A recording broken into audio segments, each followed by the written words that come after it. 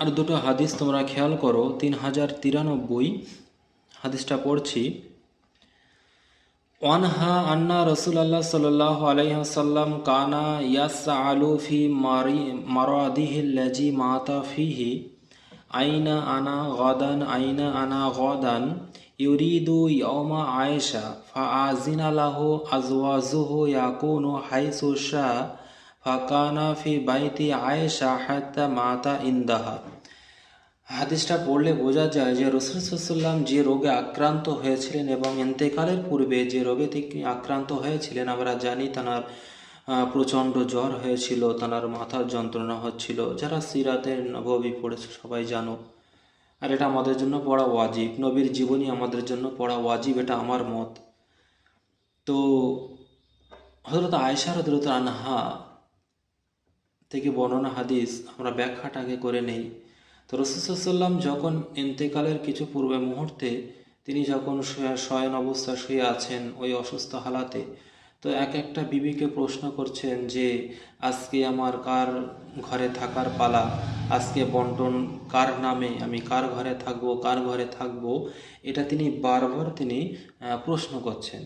তো বিবিরা সবাই বুঝতে পারলেন যে তিনি তাঁর পবিত্র স্ত্রী, কুমারী স্ত্রী, তিনি যেন আয়েশার ঘরে থাকার একটা চিন্তা ভাবনা করছেন বা সেই দিকেই যেন একটা ইন্ডিকেট করছেন, এটা আর সমস্ত বিবিরা বুঝতে পারলেন। তো বিবিরা নির্দ্বিধায় সকলেই সেদিন সকলে মিলে রাসূল সাল্লাল্লাহু আলাইহি ওয়াসাল্লামকে আয়েশার ঘরে থাকারই অনুমতি দান করেছিলেন এবং আল্লাহর নবী আয়েশা রাদিয়াল্লাহু আনহারই পায়ের উরুর উপরে মাথা রেখে তিনি ইন্তেকাল করেন। তো সেই হাদিস, তো ওয়ানহা হজরতে আয়েশা রাদিয়াল্লাহু আনহা থেকে বর্ণিত, আন্না রাসূল সাল্লাল্লাহু আলাইহি ওয়াসাল্লাম, নিশ্চয় রাসূল সাল্লাল্লাহু আলাইহি ওয়াসাল্লাম কানা ইয়াস আলো, কানা মানে ছিলেন, তো ছিলেনের হালাত পরে বর্ণনা হচ্ছে যে ইয়াস আলো তিনি প্রশ্ন করছেন ফি মারাদিহি লাজি অসুস্থতায়, আল্লাজি মাতা ফিহি যে অসুস্থতায় তিনি ইন্তেকাল করেছেন, সেই অসুস্থতা অবস্থায় তিনি প্রশ্ন করছেন, সওয়াল করছেন যে আইনা আনা গদান আগামীকাল আমি কার ঘরে, আইনা আনা গদান আগামীকাল আমি কার ঘরে থাকবো। তো ইউরিদু তানের ইরাদা এটা ছিল যে ইয়মা আয়েশা যেন ওই দিনটা আয়েশার হয়, আয়েশার দিন ঘর হয়। তো ফাজিনা লাহু আজওয়াজুহু, ফাজির অনুমতি দিয়ে দিলেন, লাহু রসুলকে অনুমতি দিয়ে দিলেন, আজওয়াজুহু তাঁর সমস্ত স্ত্রীগণ যারা জীবিত ছিলেন সকলে অনুমতি দিয়ে দিলেন যে ইয়াকুনু হাইসুসা, আপনি থাকুন, হাইসুসা আপনার যে বিবির ঘরে ইচ্ছা আপনার মন চায় আপনি সেই ঘরে থাকুন। সুবহানাল্লাহ। ফাঁকা ফি বাইতে আয়েশা, তখন রাসূল সাল্লাল্লাহু আলাইহি ওয়াসাল্লাম সেই আয়েশার ঘরে প্রবেশ করলেন, সেখানেই থাকলেন, হাত্তা এমনকি মাতা ইনদাহা তানার ঘরে থাকাকালীনই হযরত নবী করিম সাল্লাল্লাহু আলাইহি ওয়াসাল্লামের ইন্তেকাল হয়ে যায়। হাদিসটা সকলে জেনে রাখবে।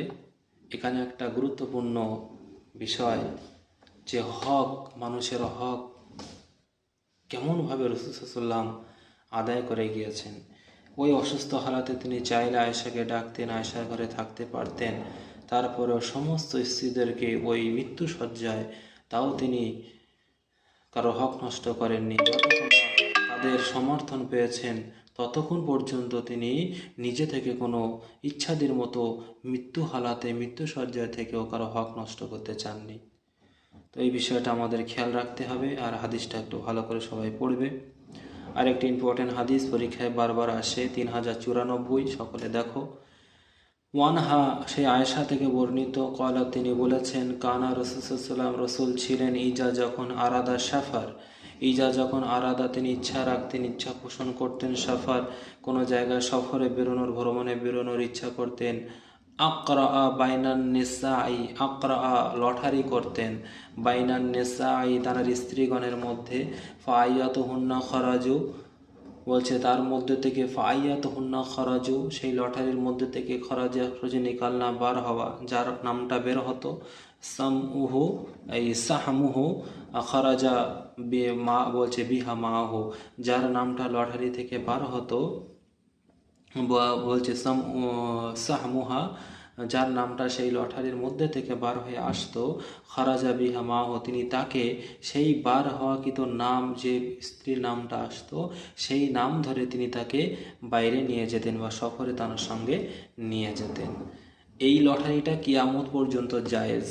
যদি কারো 2, 3, 4টে স্ত্রী থাকে এবং কোনো অবস্থায় বেড়াতে যাওয়া বা সফরে বের হয়েছে, এই অবস্থায় যদি একজনকে খাস করে নিয়ে যায়, আর 2জন বিবি বা 1জন বিবি, 3জন বিবি যারা থাকবে, এদের মনে একটা কষ্ট হওয়া স্বাভাবিক। তো রাসূল সাল্লাল্লাহু আলাইহি ওয়াসাল্লাম সেই অবস্থায় যাতে কষ্টকর না হয় সেই জন্য তিনি তাঁর স্ত্রীগণের মধ্যে নাম লিখে, যেরকম আমরা বিভিন্ন লটারির মাধ্যমে ছোটোবেলায় খেলতাম, তো সেরকম নাম লিখে লটারি করে রেখে দিতেন।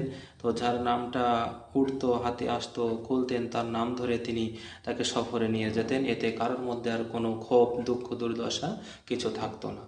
তো রাসূল সাল্লাল্লাহু আলাইহি ওয়াসাল্লাম আজ থেকে 1500 বছর আগে এই ব্যবস্থা হালাল অবস্থায় চালু করে দিয়ে গেছেন।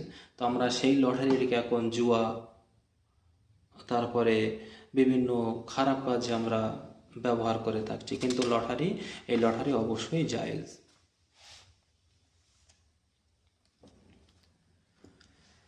তো এই 2টো হাদিস পড়ালাম। আরও যদি সময় পাই অবশ্যই তোমাদের এই অধ্যায়টা আরও কিছুটা পড়িয়ে দেবো। সকলে একটু বই খুলে ইবারাত ধরে পড়ার চেষ্টা করবে ইনশাআল্লাহ। আসসালামু আলাইকুম ওয়া রাহমাতুল্লাহি ওয়া বারাকাতুহু।